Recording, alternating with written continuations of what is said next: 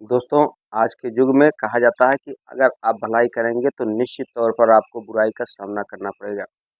क्योंकि जिस इंसान को आप अपना मानेंगे, अपने तन मन धन से उसकी सेवा करेंगे, एक दौर ऐसा आ जाएगा वो आपका पक्का दुश्मन होना तय है। क्योंकि ऐसी ही इस समय परंपरा चल रही है, ऐसा ही रीति-रिवाज चल रहा है। जिस इंसान डूबते हुए इंसान को आप जलधारा से निकालेंगे, वो इंसान आपका हाथ पकड़ के अपने को स्वयं बचाने के लिए आपको ही जलधारा में डुबो कर मार देगा।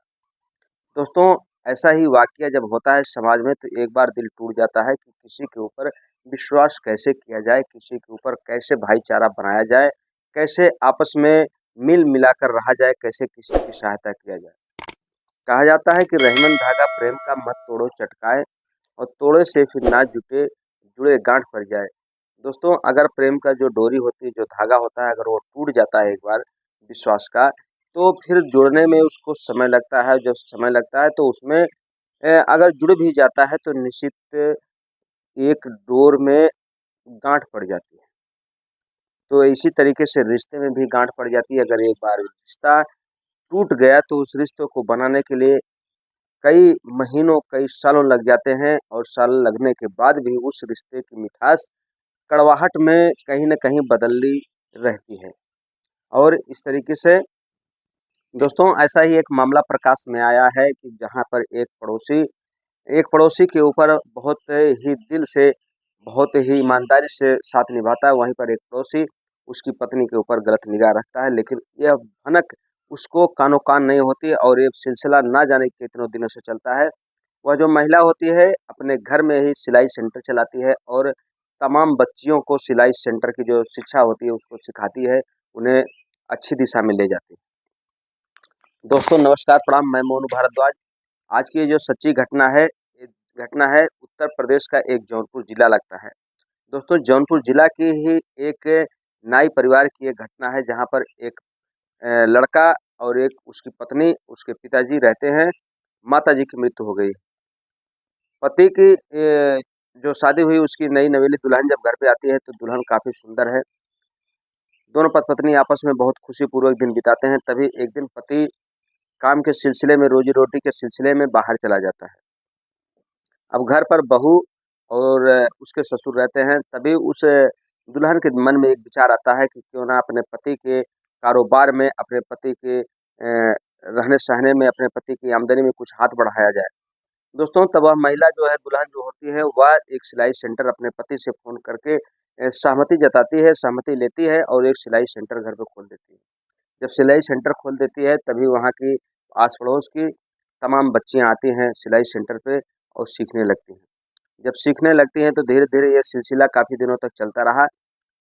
तो साल, 2 साल, 3 साल बीतता रहा, अभी तक उस दुल्हन को कोई बच्चा पैदा नहीं हुआ। तो पड़ोस की जो महिलाएँ होती हैं आपस में काना-फूसी करने लगी कि ये महिला को शादी की हुई है, 3 साल हो गए, 4 साल हो गए, लेकिन अभी तक इसको कोई बच्चा पैदा नहीं हुआ।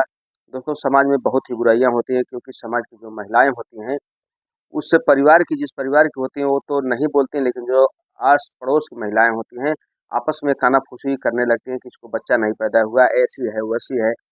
तमाम तरह की बातें, तमाम तरह की आलोचनाएँ करने लगती हैं जो कि महिला को काफ़ी झेलनी पड़ती है। ये बात उस म दुल्हन तक भी पहुँचती है, उस महिला तक भी पहुँचती है तो वो अपने पति से कहती है कि ऐसी-ऐसी बातें हैं, समाज में ऐसी-ऐसी बातें उठ रही हैं। अब आप बताइए कि मैं क्या करूँ? तब उसका जो पति होता है उसको समझाता है कि आप समाज की चिंता मत करिए, आप अपना कार्य देखिए, जब समय आएगा तो हमें ऊपर वाला निश्चित तौर पर चाहे जैसा भी होगा फल देगा। दोस्तों एक दिन ऐसा आता है कि वह महिला प्रेग्नेंट हो जाती है और जब प्रेग्नेंट हो जाती है तो अपने पति से झूम करके बताती है तो उसका पति भी बहुत खुश होता है। परिवार में उसका पिता होता है और वो दूल्हा होता है और लड़की होती है, जो दुल्हन होती है। बहुत छोटी फैमिली होती है तो खुशी बाँटी जाती है, लेकिन अभी बाहर के किसी भी सदस्य को, किसी को, पास-पड़ोस को नहीं बताया जाता है।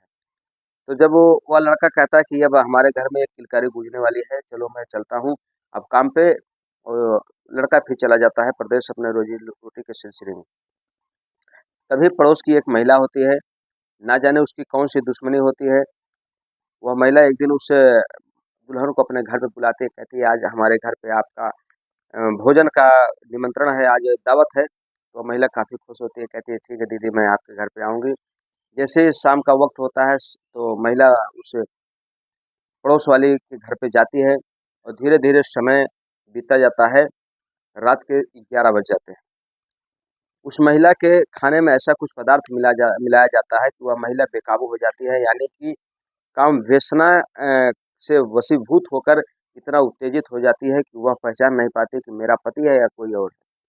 दोस्तों, उसके बाद वह जो पड़ोस का व्यक्ति होता है उस महिला के साथ पूरी रात घिनौना दुष्कर्म करता है, और हद तो तब हो जाती है जब उसकी पत्नी टॉर्च लेकर उसको दिखाती है और एक मोबाइल से उसका वीडियो बनाती है। पूरी रात सिलसिला चलता रहता है। ना जाने कितनी वीडियो वो लोग दोनों पति-पत्नी बनाते हैं। उसका पति उसके साथ संबंध बनाता है और उसकी जो पत्नी होती है टॉर्च बार करके उसका वीडियो बनाती है मोबाइल से। दोस्तों, उसके बाद जब सुबह होती है तो महिला को जब नींद खुलती है तो उसको अंदेशा होता है कि मेरे साथ कहीं न कहीं कुछ गलत हो गया है। तो वह अपने पति को फ़ोन करके बताती है कि ऐसी-ऐसी बात है, और पड़ोस की जो दीदी है उनके घर पे मुझे दावत दी गई। जब मैं वहाँ पर दावत खाने गई, जब खाने में मुझे ना जाने कैसा पदार्थ मिला के खिलाया गया कि मैं अपने होश-हवास खो गई और रात भर मेरे साथ कुछ गलत हुआ है। तो उसका पति कहता है चलो ठीक है, कोई बात नहीं, मैं आता हूँ। दोस्तों, 1 हफ्ता बीत बीत जाता है, 10 से 15 दिन बीत जाता है, उसका पति घर पे नहीं आ पाता है, क्योंकि ट्रेन में काफ़ी भीड़ रहती है। तो उसका पति सोचता है मैं टिकट करा के आऊँगा, और कहता है कि अभी किसी भी व्यक्ति से इस बात का तुम ज़िक्र मत करना, मैं आता हूँ फिर उसका सॉल्यूशन निकालता हूँ। उसका पति जैसे ही दिल्ली से आने की कोशिश करता है दोस्तों, ट्रेन वहाँ पर पकड़ता है, तो इसी बीच एक और वाक़या हो जाता है। उसकी जो वीडियो रिकॉर्डिंग होती है सोशल मीडिया पर वायरल हो जाती है। जैसे ही सोशल मीडिया पर वायरल हो जाती है तो उस लड़के का दोस्त जो होता है वह वह वीडियो उस अपने दोस्त के पास भेज देता है। अब वह ट्रेन में रहता है, ट्रेन में अपने घर पे आता ही है। जैसे ही वह देखता है इस वीडियो को तो बिल्कुल दोस्तों क्रोध से आग बबूला हो जाता है, और आता है तो पहले तो अपनी पत्नी को मारता-पीटता है। तो उसकी पत्नी, हालाँकि वो जानता है कि मेरी पत्नी की कोई गलती नहीं है, लेकिन फिर भी अपना गुस्सा अपनी पत्नी के ऊपर उतारता है। कहता है कि तुम जब जा रही थी मुझसे एक बार ज़रूर पूछ के तुमको जाना चाहिए था कि पड़ोस में कोई फंक्शन है या दावत है, किस सिलसिले में तुम उसके घर पर गई। दोस्तों, काफ़ी देर के बाद दोनों पति-पत्नी चुप रहते हैं, लेकिन उसके बाद वह महिला अपने पति को समझाती है, ठीक है, मुझसे तो गलती हो गई, लेकिन अब आगे आगे क्या करना है। अब तो वीडियो वायरल हो गया, तो उस वीडियो को उसका पति दिखाता है। अब दोनों शर्मिंदगी से बिल्कुल लाल-पीले हो जाते हैं, शर्मिंदगी से परेशान हो जाते हैं, अब करें तो करें क्या? तभी उनके मन में एक विचार आता है, और दोनों पति-पत्नी जाते हैं नज़दीकी पुलिस स्टेशन पर। तो वहाँ के जो एसओ साहब होते हैं इस मामले को बड़ी ही संगीनता से लेते हैं, बहुत ही गंभीरता से लेते हैं, और थाने पर उस पति और पत्नी को बुलाया जाता है। जब पति और पत्नी को बुलाया जाता है तो पूछा जाता है, तो पूरी दास्तान उसको बयाँ करते हैं, क्योंकि वो जो लड़का था पड़ोस में किसी से बहुत ज़्यादा मतलब नहीं रखता था, अपने काम से काम रखता था। इस चीज़ को लेकर के जो पड़ोस वाली महिलाएँ थीं, उससे बहुत ही ज्वलनशील थी, बहुत ही जलती थी कि आखिर एक ही लड़का है, और लगातार तरक्की, सीढ़ियों की जो तरक्की होती है, विकास की जो तरक्की होती है, वो चढ़ता जा रहा था, और पड़ोस में वो ये चीज़ जो देख कर के उसके पड़ोस वाले काफ़ी जलते थे। इसी द्वेष को लेकर के वो लोग ऐसा घिनौना अपराध सोचने की एक षड्यंत्र नीति बनाए, जिसे हर कोई सुनने के बाद काँपने लगता है कि ऐसा कोई पड़ोस में रहने वाला कैसे सोच सकता है, कैसे कर सकता है। असल में दोस्तों, अब उन विभिन्न धाराओं के अंतर्गत उस पति-पत्नी को जेल भेज दिया गया है।